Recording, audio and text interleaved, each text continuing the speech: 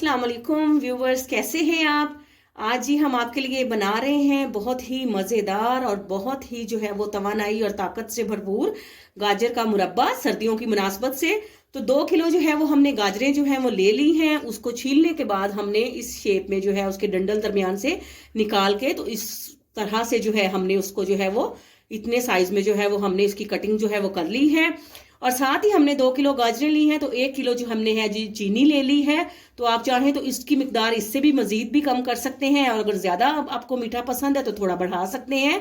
तो बिस्मिल्लाहिर्रहमानिर्रहीम पढ़ के जो है वो अपना गाजर का मुरब्बा शुरू करते हैं जी। तो व्यूअर्स, हमने जो है गाजरें जो थी वो अच्छी तरह से खुश्क कर ली हैं। तो खुश्क करने के बाद जो है ये देखिए हमने इसको इस तरह से कढ़ाई में जो है वो छिली हुई जो और कटी हुई गाजरें हैं उसको चीनी जो है वो इसके ऊपर इस तरह से जो है वो डालकर इसको जो है 2 से 3 घंटे के लिए ढककर रख देंगे, ताकि अच्छी तरह से जो है वो इसका पानी जो है वो बन जाए जी। तो व्यूवर्स, ये देखें 2 किलो गाजरों में जो है हमने तकरीबन 3 पाव के करीब जो है वो चीनी जो है हमने इसमें डाली है। तो आप जो है इसको कम या ज्यादा कर सकते हैं अपनी चॉइस के हिसाब से। तो ये देखें इस तरह से जो हमने जो है वो अच्छी तरह से इसमें गाजरें डाल दी हैं। तो चीनी डालने के बाद हम इस तरह से इनको थोड़ा सा हिलाएंगे, और हिलाने के बाद जो है इसी तरह से हम इसको ढककर जो है वो 2 घंटे के लिए रख देते हैं, ताकि गाजरों के साथ साथ जी। तो व्यूवर्स, ये देखें माशाल्लाह से जी। तो ये देखें चाशनी भी माशाल्लाह से गाढ़ी जो है वो इसकी हो चुकी है। तो ये अब चेक करते हैं। तो ये देखें माशाल्लाह से, बस इससे ज्यादा जो है वो हम गाढ़ा इसको नहीं करेंगे।